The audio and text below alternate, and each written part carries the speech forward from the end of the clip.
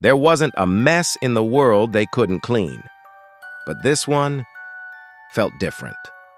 Tony stood in the driveway, massive arms crossed, mop slung over his shoulder like a battle axe.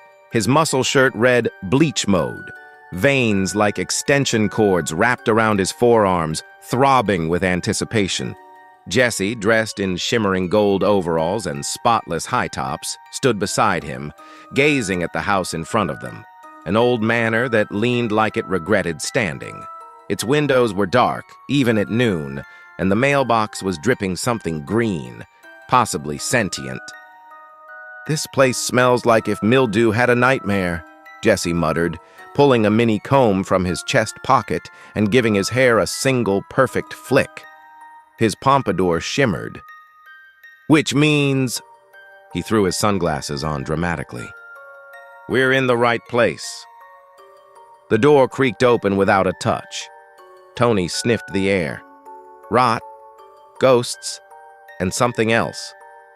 "Bad energy," Jessie said, stepping inside, "and maybe expired cologne." As soon as they crossed the threshold, the floor groaned. Dust lifted itself like it was stretching after a nap. A distant hum filled the walls, like humming, but off-key and angry. They were barely 5 steps in when the walls started to bleed. Not blood, hair gel, sticky glowing blue dripping down old floral wallpaper. Jessie froze, his pupils dilated. He screamed, "Tony, this house is trying to ruin my hair." A door slammed upstairs. A whisper echoed through the hall. "You'll never be clean." Tony grunted and cracked his neck. "We'll see about that." They split up, Tony charging into the kitchen like a linebacker with a mop, Jessie pirouetting into the living room, singing a soft melody to his reflection in a dusty mirror. He knelt before a haunted ottoman and began scrubbing violently while beatboxing to himself, swiping in rhythm. Then it happened. The grime shimmered, pulsed, and hissed.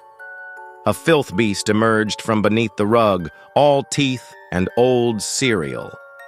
Jessie gasped, looked down at his perfectly clean sneakers, looked up at the creature, and then he just started rapping. "You call this cursed? I call it sad. Your mold's got rhythm, but your grime's gone bad. I'm the mop magician, the bleach baller supreme. Wipe your curse off the floor like I clean up a scheme." With every bar, his hair glowed brighter.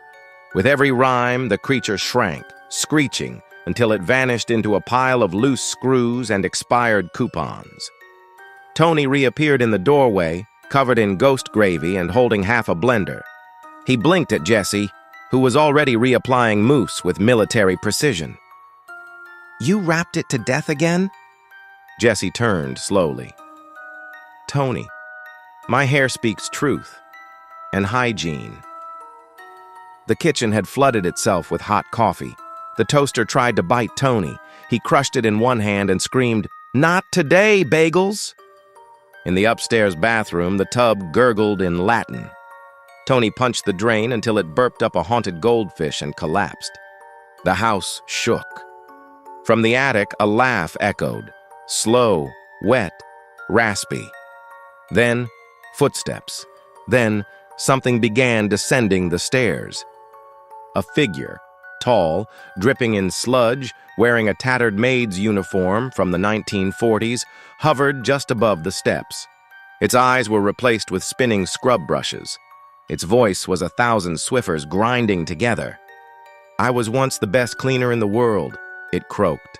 "But the mess, it changed me." Tony stepped forward. "Lady, I respect your hustle, but this house is under new management." Jessie, unbothered, had found a full-length mirror in the hall. He was flossing, not his teeth, his shoulders, and rapping again. "Yo, ghosts of grime and haunted grease. Your cleaning contract's now deceased. My style's sharp like glassy tile. I sweep the dead with flair and smile." The ghost shrieked and hurled bleach capsules like grenades. Tony caught them mid-air and chomped one. "Lemon-scented," he grunted, flexing so hard the walls flinched. The ghost charged. Tony tackled it. They crashed through the pantry door, grappling in a swirl of biceps and Brillo pads. Jesse strutted forward, flicked his comb once more, then held it in front of him like a wand. "You should have stayed in the cleaning aisle, ghost girl." With one final rap verse and a spritz of leave-in conditioner, Jesse unleashed the Cleanse Quake trademark, a shockwave of purity so intense that every dust mite in a 5-block radius disintegrated from guilt. The ghost imploded. The house let out a long, sad sigh. Silence. And then, sunlight. They stood there, panting. Jesse's hair? Perfect. Tony's shirt? Gone, but his abs gleamed like polished marble. "Another house," Jesse said, brushing dirt from his sleeve.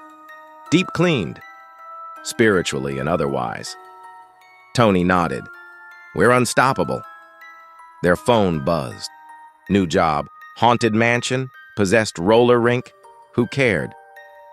"Let's go, Jesse," Tony said, already walking. But Jesse lingered one more second. He looked at his reflection in the mirror again, gave it a wink, then whispered, "Stay silky, baby," and vanished out the door.